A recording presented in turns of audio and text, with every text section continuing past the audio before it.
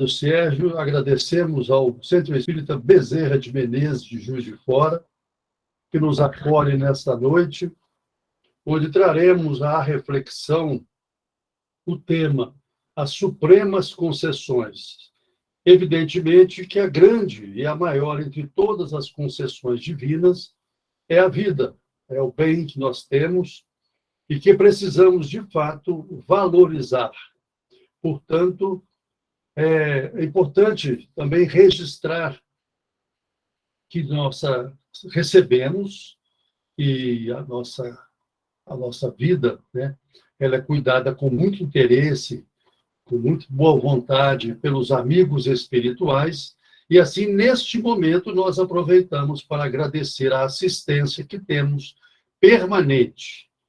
E lembrando do Marco Túlio Romano, Marco Túlio Cícero, que cunhou uma frase que cabe perfeitamente em todo momento da nossa existência. A gratidão não é apenas a maior das virtudes, é onde se iniciam todas as demais virtudes. Então, essa gratidão nós expressamos através do exercício do bem. Essa é a melhor forma de nós, de fato, deixarmos transparecer tudo aquilo que recebemos, toda a nossa alegria e toda a nossa satisfação pelo bem que nos é concedido. Aqui nós temos um livro de leitura importante que chama-se Fonte Viva, é daquela coleção de Emmanuel, em parceria com Chico Xavier, e no item 155, ele nos convida a aprender a agradecer. Então, Paulo vai nos falar, na carta aos Tessalonicenses, segundo os pesquisadores, a primeira carta é autenticada por Paulo, ele vai nos falar no capítulo 5, no versículo 18, em tudo dai graças, em tudo agradeça, porque tudo é a vontade do Pai. E Emmanuel, com a sua verve, com a sua capacidade intelectiva muito especial, ele nos convida a observarmos esse item do agradecimento, lembrando que Deus nos concede a cada dia a largueza da vida, a faculdade do raciocínio, a fulguração da ideia, a alegria de ver, o privilégio do trabalho, o dom de aprender, o pão que nos alimenta, o pano que nos veste, e vai nos falar também dos benfeitores anônimos que estão conosco permanentemente, nos transmitindo a riqueza do conhecimento. Ele vai discorrer aqui, citando outras situações que são cotidianas, onde nós percebemos com clareza meridiana a benesse divina. E nesse sentido do conhecimento, nós hoje dispomos de uma ciência que evolui a larga mano, né, de forma assim, muito, muito expressiva, que é o neurociência. E aqui eu recomendo essa leitura, O Cérebro que se Transforma.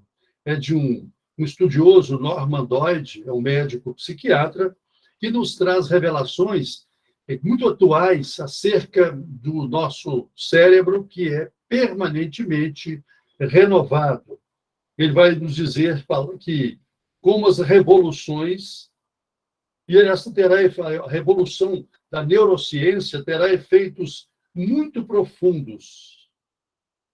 Esta revolução neuroplástica vai nos trazer implicações para que possamos compreender o amor, a tristeza, os relacionamentos, o aprendizado, os vícios, a cultura, a tecnologia, porque a partir deste conhecimento, deste entendimento, nós haveremos de nos transformarmos. É assim que nós compreendemos a história de Paulo, que inspira o estudo dessa noite. Quando Saulo, ele trilhava nos caminhos trevosos da perseguição, enfim, ele desconhecia os reais valores, o grande sentido da vida. A partir do convite que recebe do Mestre Jesus, registrado em Atos dos Apóstolos, ele vai Saulo, Saulo, por que me persegues? A partir daquele momento ele vai se transformar. Essa transformação é gradual. É imperioso que nós visitemos uma obra de leitura importante também, Paulo Estevão, que comenta todo aquele propósito de Paulo, e ele, naquele ímpeto, ele sai daquela cegueira momentânea e vai buscar um amigo fraterno com quem ele tinha grandes relações, o Sadoc, que era um líder judeu à época, para sugerir a ele, né, esta nova mensagem, esse novo ideal para o qual ele houvera despertado. E ali ele encontra, naturalmente, uma grande barreira. Paulo vai refletir, vai recuar e vai buscar, através de ensinamentos, através de documentos que lhe foram presenteados por Gamaliel, ele vai ficar 1000 dias no deserto, neste processo de amadurecimento e de crescimento espiritual. Tudo isso vem para nós como um bálsamo, porque a neurociência hoje, 2000 anos depois, ela traz para nós, sobretudo, mostra com clareza que esta transformação é possível em cada um de nós. Nós temos uma obra que precisamos visitar, que se chama No Mundo Maior, e esta obra é de autoria de André Luiz e Francisco Cândido Xavier. E nesta obra nós vemos uma fala de André Luiz. O mentor explicita que o cérebro ele é composto de 3 andares. Ele compara a um castelo de 3 andares, de modo assim poético, para que pudéssemos entender esta fala há cerca de 74 anos atrás, porque o livro foi escrito em 1946. Então, há 75 anos atrás, 74 anos, e aquele tempo ele traz esta comparação, mas um grande estudioso, Paul MacLean, é um grande estudioso, um profissional americano da área de neurociências, que vai, na década de 90, estudar em profundidade o cérebro e nos trazer também este mesmo entendimento, mas agora à luz do conhecimento acadêmico. Então, nós podemos aprender, e neste livro, O Cérebro Triuno, que também recomendo a leitura, que é da dona Ivênia Prado, do Dr. Décio Iandoli, em parceria com o Sérgio Lopes. São 3 profissionais e estudiosos dessa matéria, 2 são médicos e a doutora Ivênia é médica veterinária. E eles aprofundam a sonda, mostrando a grandeza, a dimensão do nosso cérebro, compreendido à luz deste novo olhar, onde nós temos bem distintamente o cérebro que é formado pelo cérebro reptiliano, que é aquele cérebro primitivo que nós temos em nós, né, dentro do encéfalo, né, a região do sistema límbico, bem como o córtex cerebral, onde ali nós distinguimos o córtex é o lobo frontal e o córtex motor. Isso, para nós, é relevante na medida que nós entendemos que esta é uma grande concessão que, de fato, a humanidade recebe. É nos propiciar esta alavanca para a busca do nosso progresso intelectivo e, sobretudo, espiritual. É possível, sim, na medida em que aprendemos também com Evolução em Dois Mundos, uma outra obra de importante leitura, que foi escrita no ano de 1958 por André Luiz, ainda André Luiz, e o Francisco Cândido Xavier, onde ele nos fala que o cérebro humano, as células nervosas, elas se multiplicam, isso trazendo para nós uma alvissareira notícia de que o cérebro ele pode se renovar, ou seja, que as células nervosas têm esta capacidade que nos propicia um bem infinitamente grande.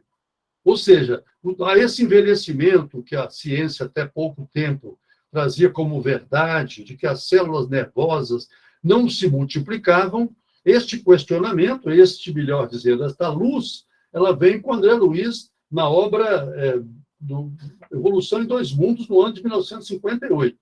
Mas, recentemente, nós tivemos a década dos estudos do cérebro que os Estados Unidos investiu, Estados Unidos da América investiu uma soma elevadíssima, e no governo do Bill Clinton, e ele definiu a década de 90, como a década do cérebro.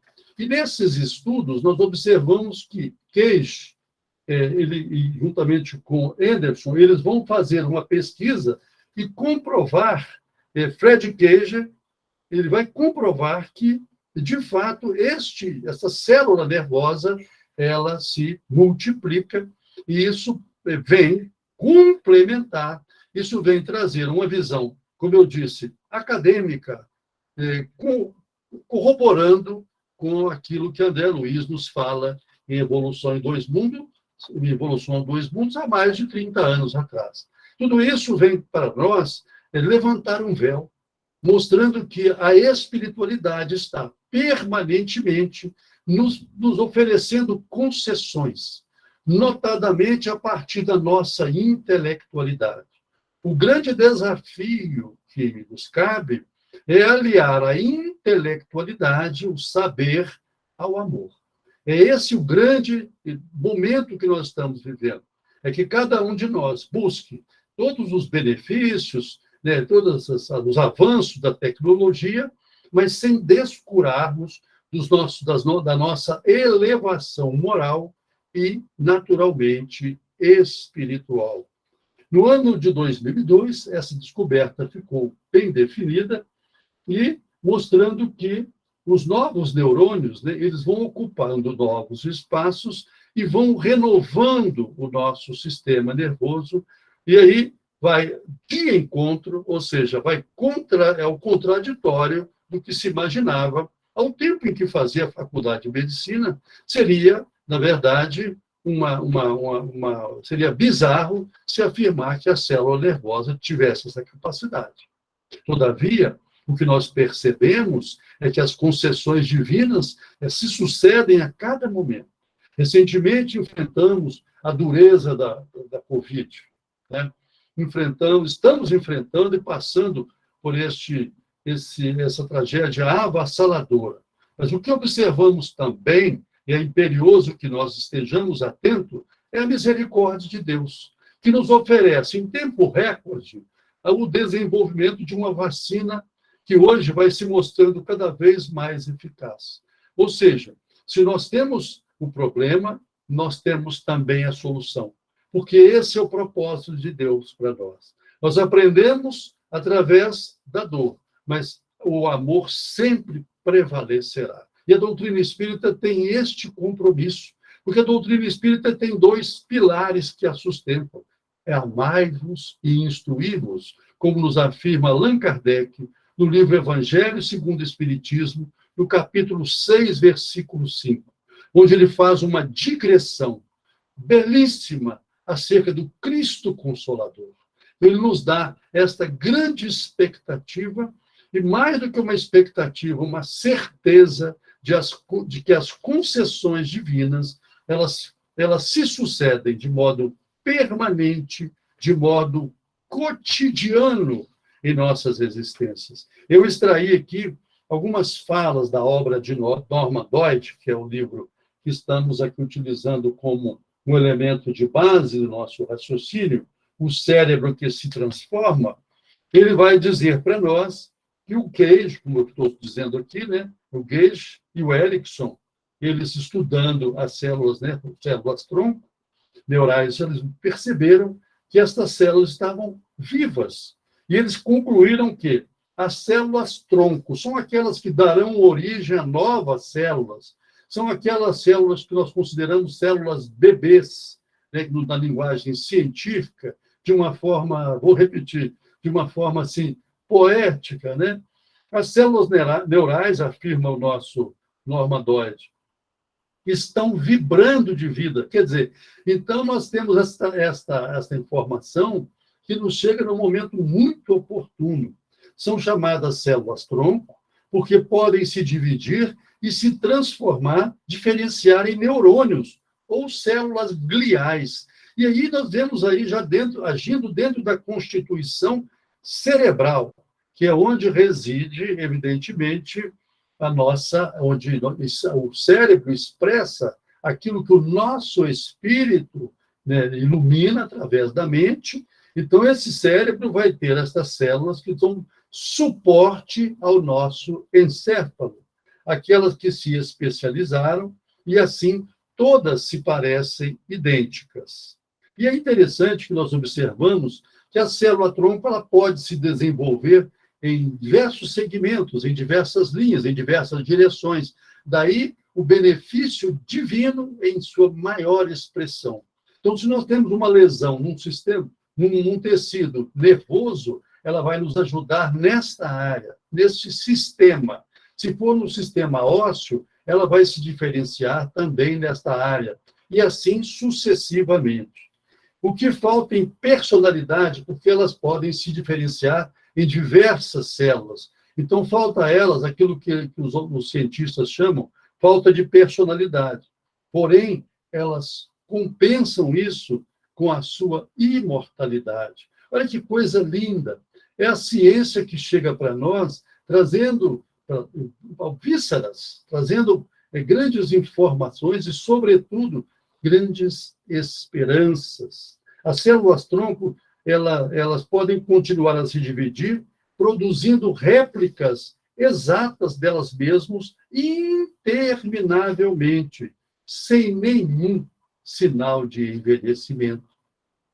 As células-tronco são descritas como células bebês, como eu falei ainda há pouco, eternamente jovens do cérebro. Este processo de rejuvenescimento do cérebro é chamado neurogênese. E nós temos uma pesquisadora, uma brasileira, radicada nos Estados Unidos, e é espírita.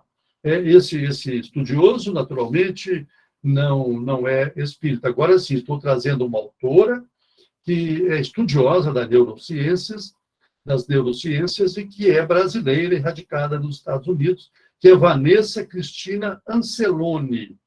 Ela tem um trabalho muito profundo nesta área, e ela vai nos falar que é possível que alguém se transforme por dentro, espiritualmente, de forma aparentemente abrupta, sem qualquer mudança externa. Ela pergunta, né? E vai mostrar que as nossas mudanças acontecem nos dois mundos, ou seja, nos dois universos, no universo espiritual e no universo material. E que, na verdade, há uma interface entre aquilo que é perispiritual, que vai acontecer de forma naturalmente gradual, mas sendo bidirecional, ou seja, então nós estamos nesta relação com o mundo espiritual, atuando fortemente sobre o nosso corpo material. Qualquer mudança é bidirecional. O plano material proporciona novas aprendizagens, afirma Cristina, e aquisições para o espírito, bem como, aí sim, é a essência deste ensinamento, bem como o espírito, através do seu molde mental, imprime mudanças na realidade mais densa da vida espiritual. Tudo isso, para nós, é literalmente música. É a certeza de que as duas ciências, a ciência espírita e a ciência acadêmica, não colidem. Elas se somam por uma concessão divina para o nosso real benefício. E ela vai dizer para nós, né? As mudanças ocorrem no nosso sistema nervoso central. Mas como é que o nosso fraterno André Luiz, nessa obra inesquecível, no mundo maior, como é que ele chama o nosso cérebro? Ele vai chamar o maravilhoso ninho da mente. Aí nós vemos, né, como o nosso André Luiz tinha esse cuidado de passar imagens mais fáceis, de fácil compreensão, fugindo da linguagem academicista, científica, que dificultaria a nossa compreensão. Então, ele vai dizer que, para nós, essa expressão da vida, do espírito composto, tem sido estudado pela neurociência e, sobretudo, pela doutrina espírita, com uma autêntica devoção. Ou seja, nós queremos crescer, desenvolver, entender todo o sentido da nossa existência e compreender, acima de tudo, a grandeza do Criador. As concessões que nós recebemos, né? Então, é muito importante. Nós temos, há cerca de 5 milhões de anos, o cérebro humano sofreu uma mudança, um crescimento de 3 vezes o seu volume. Mas, pela misericórdia de Deus, o lobo frontal, que é a sede da nossa consciência, da nossa compreensão, do nosso raciocínio, ele aumentou 6 vezes. Então, o nosso neocórtex, ele nos proporciona uma evolução à frente dos demais sistemas. Isso tudo vai nos trazer um grande benefício, que é compreender e entender todos os mecanismos da vida e buscando, para nosso benefício, alongar com qualidade de vida. Não apenas alongar em tempo, mas, sobretudo, em qualidade de vida. Então, as neurociências e a doutrina espírita, elas nos conduzem a uma direção muito oportuna e muito feliz. Elas nos conduzem à transformação prática, de forma natural. Cada um de nós, a partir dessa busca de mudança de comportamento, através desta chegada de novos neurônios, nós podemos ter este benefício. Hoje nós temos, essa obra, ela nos mostra inúmeros exemplos de uma compensação nos diversos segmentos, nos diversos lobos cerebrais. Nós temos diversos lobos, né? Nos diversos sistemas que conduzem a nossa existência. Nós temos o hemisfério cerebral direito e o hemisfério cerebral esquerdo, obviamente. E nós temos vários lobos. E, a partir daí, nós temos aí um lobo buscando se especializar para suprir a necessidade do outro. Isso tudo é para nós assim, um momento que, compreendendo esta situação de forma clara e objetiva, com bases científicas, nós podemos, ainda que minimamente, entender a grande misericórdia de Deus para conosco. E dentro de estudos que nós temos, e a cada dia as pesquisas avançam mais e mais, nós recolhemos a certeza de que, quando nós falamos, por exemplo, prático, é preciso falar de coisas do dia a dia, do nosso exercício físico. Nós hoje temos um cuidado muito grande na área médica em enaltecer o exercício, a atividade física, como um bem real para a nossa existência. Hoje nós chegamos a comparar o mal do século é o sedentarismo.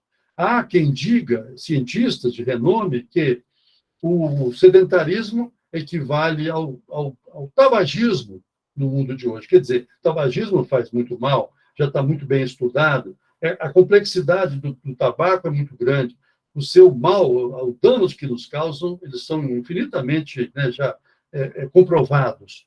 E assim hoje chega esta importância. E aí nós vemos uma grande pesquisadora na área da neurociência, eu registro o nome dela, Elizabeth Gold. Ela descobriu que o exercício físico e o aprendizado, ou buscar estimular o nosso cérebro, buscar de maneira mais simples ou de maneira mais elaborada, mas estimulando o nosso cérebro, nós produzimos novas células-tronco. E, com isso, nós prolongamos a nossa existência, a nossa sobrevivência, mas com qualidade de vida. Porque a ciência tem nos proporcionado uma verdadeira bênção. Quem nascesse no início do século passado, no início do século XX, tinha uma perspectiva de vida, segundo os pesquisadores, de 43, 45 anos de vida. Hoje nós sabemos, 120 anos depois, a nossa expectativa de vida gira em torno de 70, 80 anos. Então, a ciência vem nos proporcionando, naturalmente, um maior tempo de vida. O grande desafio e o grande convite da doutrina espírita é que nós busquemos alongar o nosso tempo de vida, mas, sobretudo, privilegiando a qualidade de vida. E não há como nós falarmos em qualidade de vida sem nós exercitarmos o nosso espírito, através das boas ações, através de conversas nobilitantes, através de atos positivos, benéficos, salutares, que nós possamos fazer um reordenamento nas nossas atitudes, no nosso dia a dia. Olha só que coisa linda. Nós hoje sabemos, então, que mesmo na velhice há uma neurogênese, ou seja, uma nova gênese de células cerebrais. Isso é muito importante. E nos fala que há, sim, é inegável, um declínio, né, do nosso sistema nervoso com o passar dos anos. Isso é inquestionável. Mas o que a neurociência nos traz, e o que eu busco hoje de uma forma muito objetiva, esclarecer nós podemos, atuando fortemente através de mudanças de hábito, lembrando aí Kardec que a educação é exatamente isso, né? É nós buscarmos estabelecer hábitos saudáveis, né? Então, quando nós buscamos esta reorganização plástica do nosso cérebro, nós vamos nos adaptando às perdas eventuais que temos. Porque há uma flexibilidade cerebral. Aquilo que nós não imaginávamos que de fato ocorresse, isso já está à exaustão comprovado. Há uma mudança, né, uma migração, quando uma determinada área cerebral é lesionada, outra área socorre aquela área que precisa de ser ajudada. E assim há uma lei de compensação, e esta flexibilização é que nos traz benefícios reais. A reorganização cerebral, ela acontece quando nós envelhecemos também. Então, não há esta fatalidade como nós imaginávamos, né? À medida que ficamos mais envelhecidos, nossos hemisférios começam a perder eficácia. Mas aí é que vem a grande notícia. Este hemisfério que está em declínio, ele é socorrido pelo hemisfério que está mais forte, que está menos lesionado, que está podendo suprir este outro. Um gesto de solidariedade, nesse caso aí, é de fato uma bênção. Quanto mais instrução, isso tudo para nós é como se for assim, é um conhecimento que nós hoje temos, né, que vem se somar ao conhecimento da doutrina, que já chegaram esses conhecimentos há mais de 160 anos, quando Kardec nos assevera que a lei maior da doutrina é o amor e a instrução. O que dizem os neurocientistas a respeito da instrução?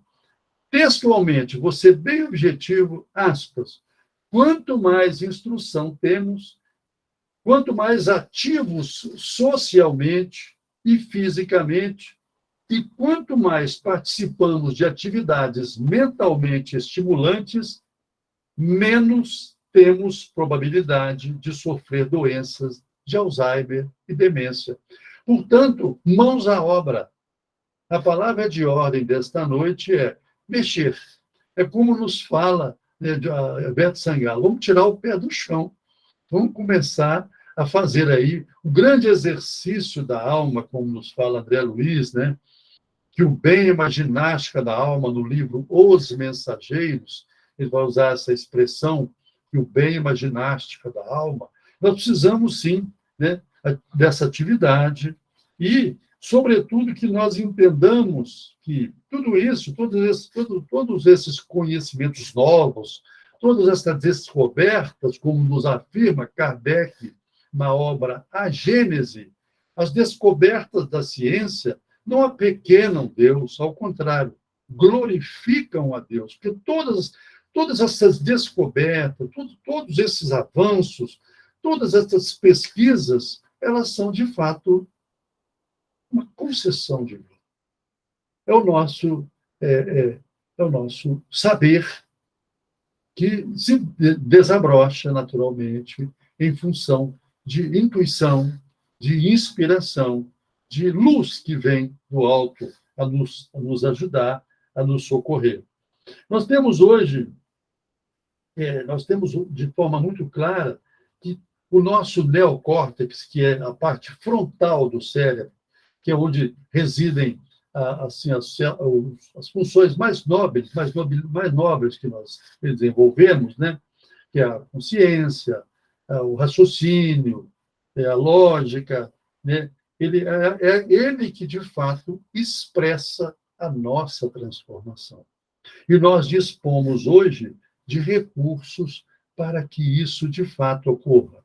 E nós precisamos mais do que isso, desta ciência que chega, nos iluminando e nos trazendo um grande alento e nos encantando, obviamente, porque é uma ciência que já foi predita por André Luiz e que agora os autores clássicos na ciência comprovam. Mas nós precisamos muito mais do exemplo, porque a palavra, ela, de fato, vai sempre comover. Mas o exemplo, ele tem a capacidade de nos arrastar, como diziam nossos ancestrais. E eu trago uma obra aqui de leitura assim, imperiosa. Obreiros da Vida Eterna. Nesta obra, o André Luiz ele vai nos falar de como se for uma nave espacial. Vamos comparar para entender. É a casa de transição Fabiano de Cristo. A casa de transição é um local que, como se fora, eu estou fazendo uma comparação, uma nave, ela muda de lugar dependendo da necessidade. E esta casa de transição, Fabiano, casa transitória, né, que se chama na obra, ela tem esse caráter migratório, ela é nômade, né? Ela migra dependendo da necessidade. E lá, eles estão, nesse trabalho, buscando auxiliar aqueles que chegam no plano espiritual, em situação de desalinho, desespero, chegando em condições muito adversas. Mas essas equipes, elas estão ali atentas para socorrer, muito próximo da Terra. Essa casa transitória de Fabiano, ela está muito próxima da Terra, ela está bem próxima, porque assim que os espíritos migram para o plano espiritual, eles já são acolhidos e amparados neste local. E neste momento em que estamos aqui descrevendo, nós rendemos as nossas homenagens a André Luiz, médico na Terra, um grande estudioso do plano espiritual. Mas ele não buscou entender para ele, ao contrário. O grande mérito de André Luiz é se transformar num repórter, numa linguagem simples e numa narrativa encantadora.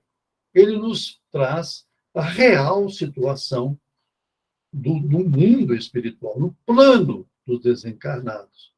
E nesta obra, Obreiros da Vida Eterna, há um grupo de trabalhadores que é convocado pela espiritualidade superior para prestar socorro a irmãos que estão fazendo esta transição do mundo dos encarnados para o plano do espiritual.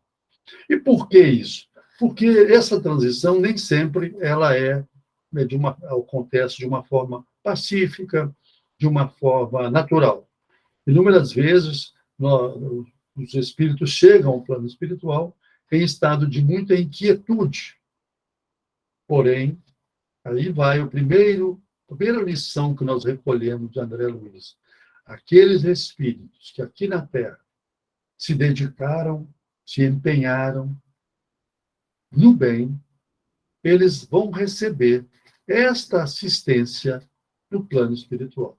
Então, a espiritualidade vai cuidar de forma mais tranquila e de forma mais segura que esses irmãos façam esta migração do plano dos encarnados para os desencarnados. Eu cito um exemplo.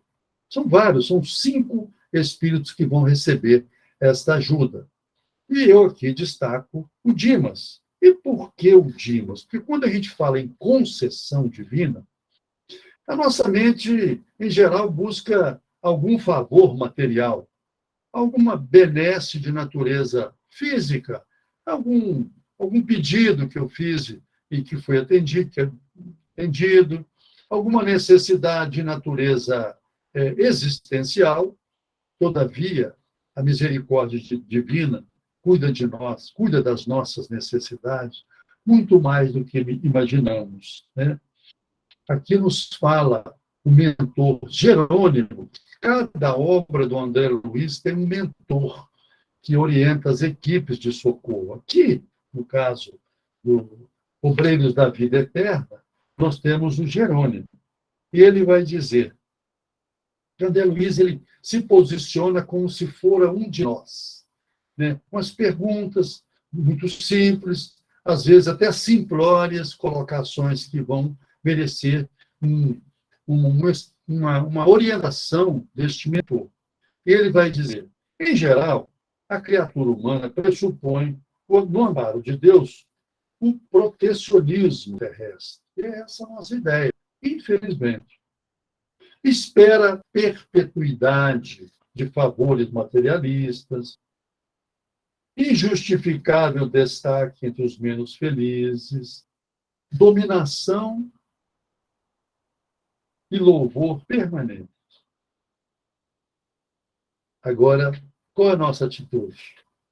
Aguardamos o serviço, né? Desdenhamos em servir, nós queremos entender, mas temos uma dificuldade muito grande na prática. Esta é, em suma, esta é a análise que Jerônimo faz com o André Luiz. E ele vai dizer, o subsídio celeste, ou seja, a concessão divina, que é o objeto do estudo dessa noite, ela se traduz por benditas oportunidades de trabalho e de renovação. Interessante essa fala, porque ela vem ao encontro de tudo que nós enunciamos até agora. Estas grandes conquistas, esses passos largos que a ciência vem dando em favor do ser humano, tudo isso são, de fato, subsídios que Deus nos concede. Mas, como ele fala, isso aqui é importante, eu vou registrar. Elas se traduzem por trabalho e renovação. Chegam para nós como se foram gloriosas feridas, magníficas dores, abençoados suplícios. Que o André Luiz, ele faz um questionamento muito assim, como se fora um de nós aqui, né? Ele fala, para na Terra, aqueles grandes, né, seres bondosos, ele cita aqui os padres virtuosos, os cristãos, né, no primeiro momento do cristianismo, e que se empenhavam, eles sofreram muito, né? Então, ele questiona isso. Por que são esses indivíduos, né, que têm essa capacidade de amar tão alargada, tão expansiva, eles sofrem tanto? E aí a explicação de Jerônimo. É pela bênção divina que serão, em sua maior parte, representantes do poder espiritual. e de forma alguma ficarão isentos dos seus testemunhos difíceis. O que quase sempre, André Luiz, parece sofrimento e tentação, constitui uma bem-aventurança, transformando situações para o bem e para a felicidade eterna. Isso nos traz a reflexão, a fala inicial de Paulo. Em tudo dai graças, porque tudo é a vontade do Pai. Quantas vezes nós recebemos, né, uma notícia grave, quando um diagnóstico da nossa vida diária como profissionais da área de saúde, nós temos que levar ao paciente notícias não tão, né, tão boas. Um diagnóstico, uma doença, um câncer, enfim. E ele vai dizer para nós: o que quase sempre parece sofrimento e tentação constitui a bem-aventurança, ou seja, é uma oportunidade para que nós possamos, de fato, desenvolver a nossa tão sonhada transformação. E aí eles chegam até esse Dimas, que é o exemplo que nós vamos utilizar nessa noite a partir desta obra, Obreiros da Vida Eterna. Quando chegam na casa de Dimas, eles encontram ali uma pessoa que já houvera transposto a metade de um século de vida. Tinha 50 e poucos anos de vida, era um homem muito simples, vivia numa casa muito modesta, mas com filhos muito próximos dele, e a esposa muito amorosa com ele. E aí, ele então é apresentado naquele momento de muito sofrimento, dores atrozes, e André Luiz, então, questiona, né, por que ele está nessa condição, né? E aí o Jerônimo vai esclarecer.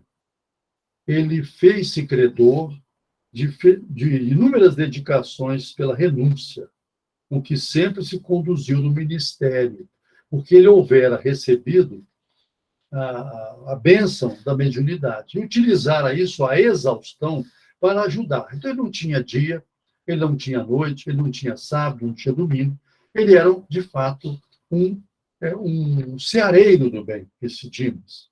E ele observou que ele estava ali, naquela situação de muito sofrimento, e ele vai, então, questionar ao Jerônimo. Afinal de contas, Jerônimo, o Dimas está perecendo no tempo certo, ou a sua doença se agravou e ele está partindo precocemente? E ele, então, vai dizer que esse Dimas, não completou ainda o seu tempo, a sua relação de serviço. E aí o André Luiz pergunta aquilo que está na nossa mente. Mas se ele está partindo precocemente, André Luiz, se analisando como for a sua existência, ele desligado do bem, não tinha compromisso com o auxílio, com o socorro aos necessitados, André Luiz, de fato, ele foi um suicida inconsciente. Então, ele faz essa pergunta. Ele terá como eu, ele está sendo um suicida inconsciente, e aí vem que o propósito do nosso exemplo aqui hoje. Olha só. A situação do Dimas, ele não conseguiu preencher toda a cota de tempo que ele era lícito utilizar em virtude do ambiente de sacrifício. Ele era um homem que se colocou a serviço do amor, do bem, de tal ordem que ele se sacrificou e perdeu literalmente a saúde. Nasceu em berço muito humilde, ele vai esclarecer. Tinha grandes dificuldades financeiras, não pôde estudar, embora fosse muito dedicado e gostaria muito de ter avançado na área intelectual, mas ele sempre, Deus, colocou como propósito de sua existência o bem coletivo. Aqui reside eu vejo aqui, em grande profundidade, esta lição trazida por André Luiz. privou-se de estudos edificantes, não tinha conforto nem vida social, o nosso Dimas.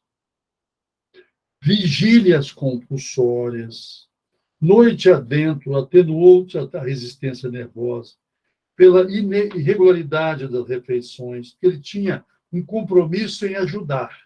O propósito dele era, de fato, ser útil. Ele fez da sua mediunidade um projeto missionário. Na verdade, ele foi um trabalhador que foi vítima das circunstâncias em que ele vivera. Então, ele, de modo algum, ele antecipou a sua chegada ao plano espiritual de modo próprio, como foi o caso de André Luiz, pela sua invigilância com a sexualidade, acabou desenvolvendo a sífilis, era um homem chegado ao álcool, acabou desenvolvendo uma doença grave no fígado, e não tinha nenhum compromisso em auxiliar, em socorrer os menos favorecidos. Ou seja, ele estava num polo e Dimas em outro. Aí ele faz uma digressão importante aqui para o André Luiz, e mostrando que, neste caso, esse assistido, ele houvera conseguido este benefício, ou seja, este amparo no momento da sua partida, por absoluto merecimento. Então, ele tinha esse dom, ele tinha esta faculdade, né, mediúnica, e ele procurou, de forma ostensiva, utilizá-la em favor dos seus semelhantes. Então, ele recebeu. Era penoso? Sim. Ele não dispunha de tempo para ele, e às vezes deixava de dar atenção à própria família, mas ele se dedicou a um objetivo. Porque em vidas anteriores, ele houvera tido comportamentos que ele precisava corrigir agora nesta existência. E recebeu esse perfil de vida, e ele fez uso de forma muito meritória de todas as suas potencialidades. Então, em uma palavra, ele, nesta existência, ele deu um grande passo em favor da sua transformação. Ele utilizou todo o cabedal de potencialidade, as bênçãos que Deus lhe concedia através da mediunidade, para, numa palavra, numa expressão, ser útil aos seus semelhantes. Então, é esse o grande sentido, que quando nós recebemos as concessões divinas, nós temos o direito de recebê-las, pela misericórdia de Deus, mas nós temos o dever de dividi-las com os nossos semelhantes. E aqui nós temos ainda, dentro desse raciocínio que norteou o estudo dessa noite, o livro Fonte Viva, de Emmanuel e Chico Xavier.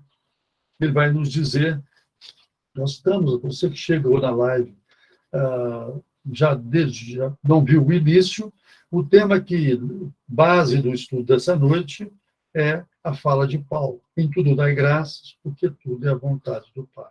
Ou seja, tudo que temos, tudo aquilo que nós possuímos, de fato, são dons, são dádivas que Deus nos concede. Portanto, ainda que não sejam, né, situações que nos tragam, como aqui é o caso do Dimas, né, o conforto material, não traga a largueza de patrimônio, ao contrário, ele veio com uma condição muito, muito, muito severa, mas com esse propósito que ele desenvolveu. Por isso, ele teve esse benefício. Porque Paulo também nos afirma uma carta de leitura importante, chama-se Carta aos Gálatas. Eu recomendo esse livro. É do nosso Paliano Júnior, onde ele disseca, uma linguagem médica, né? Ele disseca a carta de Tiago, dizendo que todos os dons são dádivas de Deus. Portanto, aqui nós voltamos ao nosso Fonte Viva. Ele vai falar para nós, Emmanuel, o cristão sabe que as bênçãos da providência divina nos enriquecem os ângulos mais simples de cada hora, no espaço de nossas experiências. Então, por isso é que nós precisamos ser gratos, porque, embora em momentos de dor, de desassossego, de desesperança, nós não estamos sós.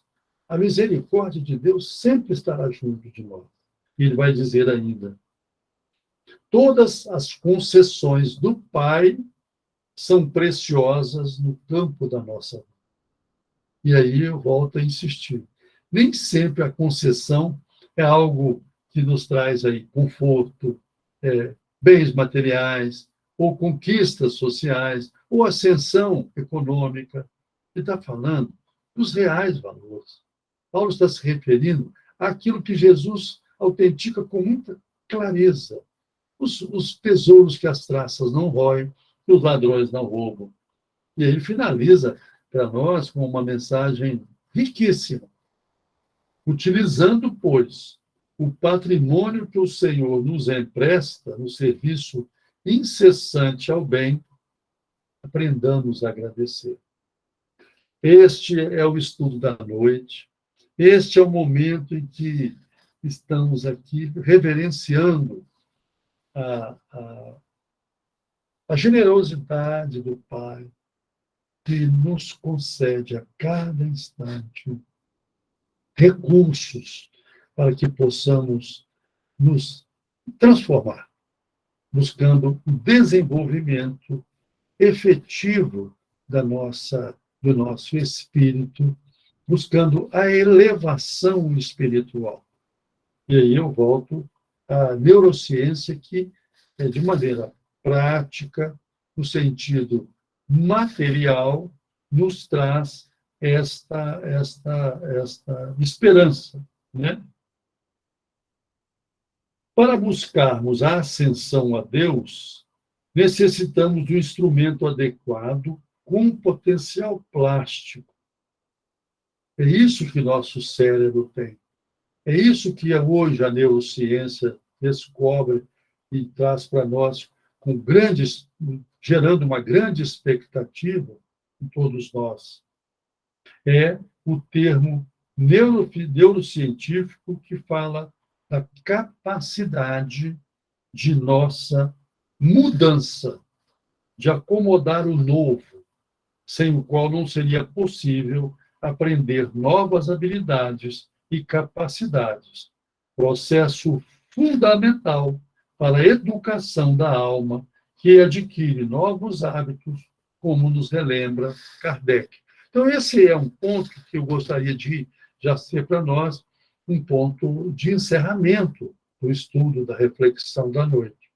É que nós busquemos dentro de nós extrair este potencial que está latente e que precisa ser desenvolvido, e que o será, de fato, se nós assim o desejarmos. Porque trazemos conosco, além da vida, que é o bem maior, nós trazemos um bem de igual valor, que é o livre-arbítrio, ou seja, o livre agir, com que nós busquemos aprimorar os nossos pensamentos, os nossos interesses, as nossas atitudes, tudo isso no sentido do cumprimento da nossa real missão, para a qual nós nascemos vocacionados, como nos fala Jesus, sede perfeitos, como perfeito é o vosso Pai, naturalmente uma perfeição relativa.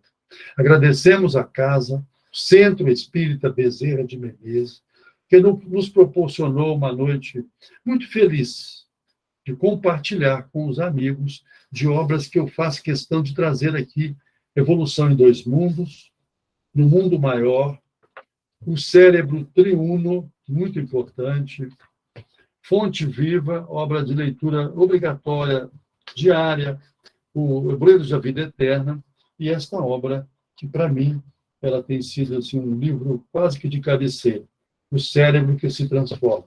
E finalizando, Os Gálatas, a Carta da Redenção, de autoria de Palhano Júnior.